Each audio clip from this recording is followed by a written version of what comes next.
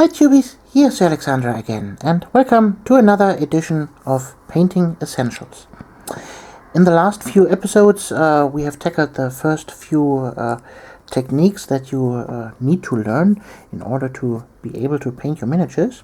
So we tackled painting a nice even surface of color, then we tackled shading, how to shade a miniature with a wash, and we tackled dry brushing, how to dry brush something like fur or base gravel, something like that.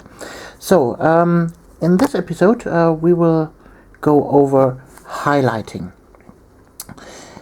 Many people who start painting have no idea where to start with highlighting a miniature.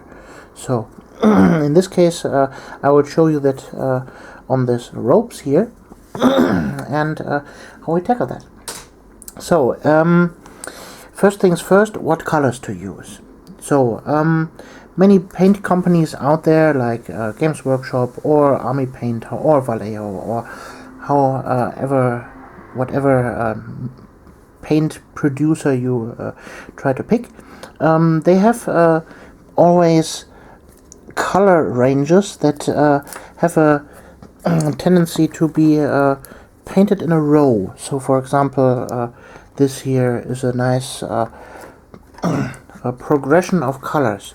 So you have a dark blue, then ultramarine blue here, then so deep blue, ultramarine blue, crystal blue, then electric blue, and finally void shield blue.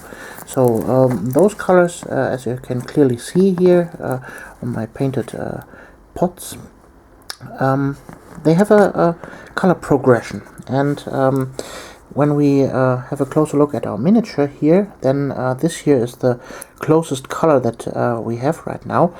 I have painted the miniature in this color, ultramarine blue, and then I have given it a dark blue wash.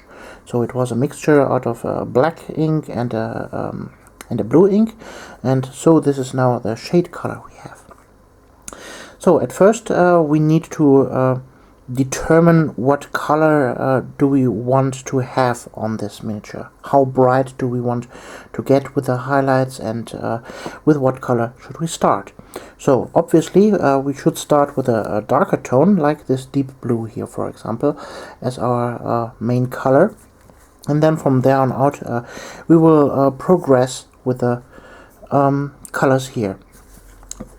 And the other method that you can do, if you for example don't have these three colors, you could simply start with this color and then progressively add more of this color to it to increase the brightness. Or if you don't have this color, then you could always use white, for example. So in order to highlight a miniature, you have to progressively get brighter and brighter with the colors, and in order to do that you mix the colors with just a brighter tone, white or a brighter tone of the color itself. So let's start with with this deep blue. We just simply put some of that on our palette. You can see there, and we will obviously water it down, because we will now tackle a painting technique that requires several layers of paint, and so in order to not cover all the details, we need to work with well, diluted paint. So we will start with the biggest surface here, for example this one here, and we will slightly go over it. In this stage it doesn't matter if the color does not 100% cover, like in the video I've shown you previously with the even paint coat, because we will go over it several times with different colors, and so it doesn't matter in the end. The only thing that matters is that we have a nice even coat at the edge of the surface we are painting, because this is what will be left over when we go over it with a different color. So we paint obviously here the raised surface of this cloak, then here again, the raised surface. We leave the recesses behind in the dark shadow tone, and also leave a little bit of the, well, in-between color between the deepest shadow and the color we are painting right now. So, just with the tip of the brush, you tackle the highlights here, the upper raised areas. This is what we are going for. So I won't paint the entire miniature, I just want to show you this here on a few little panels, so this few should be enough. The next paint we will going to use is ultramarine blue. So just like before, we take the color, a little bit on our palette, we water it down with a drop of water,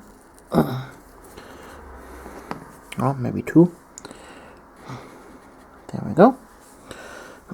You see at the runniness on your wet palette, you can always judge how thin your paint is.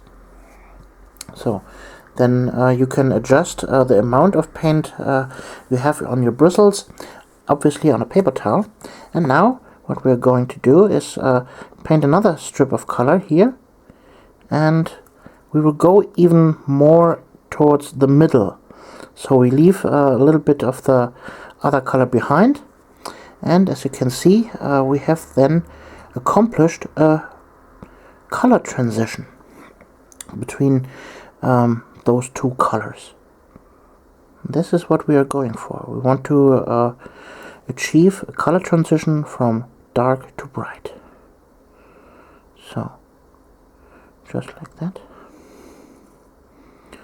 And this one here. And this one.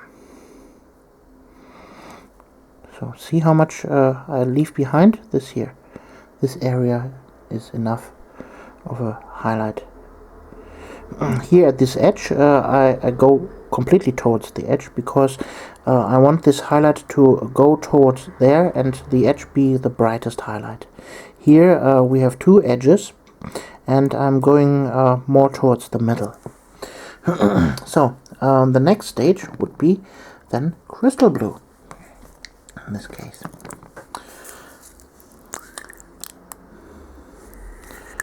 So water that down, and obviously you can see here there the color is not totally dry yet. I would not recommend to paint over this until it is completely dry. So sorry about that. I'm going to use my hairdryer now. So warning, headphone users, you have 5 seconds to lower your volume. 3, 2, 1. You've been warned.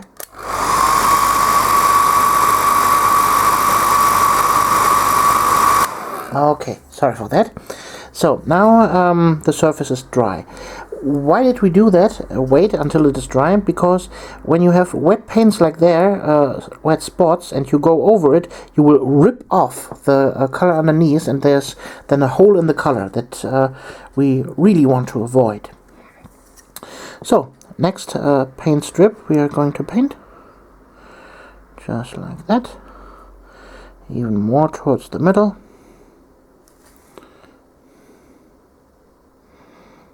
And we have a nice color transition even more. Now here, top part, and you might have noticed I'm only painting with the tip of the brush. I'm not utilizing the entire brush itself, just the tip. Over time you will get a feel for it, how to accomplish better results. This is all supposed to be muscle memory that you will get over time. This is nothing I can really teach you, but the more you paint, the better you get in achieving better results with your painting. How many strokes it will take to complete a task and so on. So, and now we go with a electric blue. Again, a little bit on the palette, drop of water. There we go. Okay, again with a hairdryer. Sorry for that. 3, 2, 1.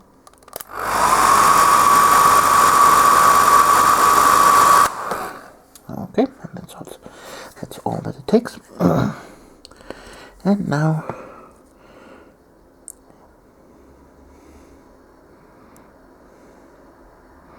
make a nice little line here. And as you can see, I'm painting less and less surface of the areas that I'm highlighting. I'm now concentrating previously predominantly only on the most raised areas, like here, this edge that goes here around, this folds here, and now here, this side.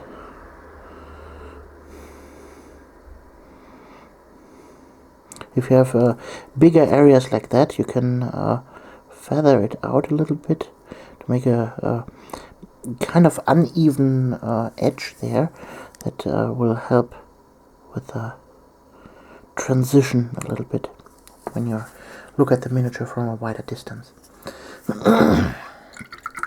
So, and now we go for the final highlight here with void shield blue. And what I'm teaching you here works maybe with these colors here, but obviously this will totally work with every other color. So, for example, there are green tone steps that you can take, there are gray tone steps that you can take. For example, here, this is a nice triage of grays you could use, and so on. Just take the gradual raising colors that will be matching. So I often get comments about how steady my hands are, and as you can see, what I'm doing here right now is the following. My miniature holding hand is absolutely resting on the table. Then I have my pinky finger here resting on the miniature itself, and so I'm stabilizing myself, and this way you can see no shake at all. This is how you do it. You stabilize with the other hand.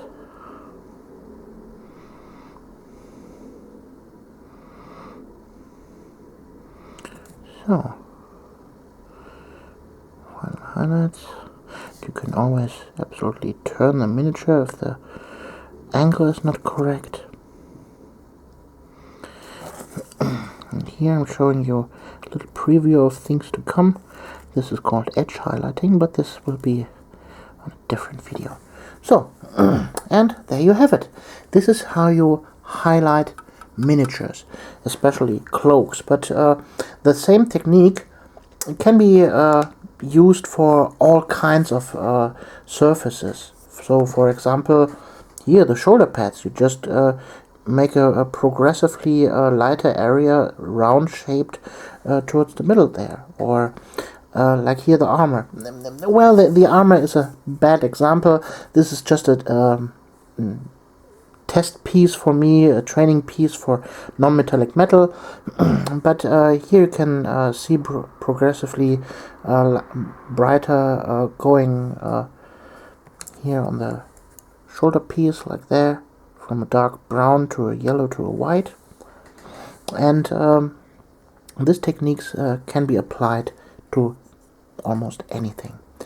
And well, with this video done, you now have officially all the tools you need to paint every miniature that is out there, with smooth color coats, with shadows, with washes and inks, with dry brushing, and layering now, layering, highlighting. With those methods you can paint every miniature. Every video that comes after that, I will be talking about even more advanced techniques. So keep your eyes out for this, and well, we see us in the next video. Your Alexandra.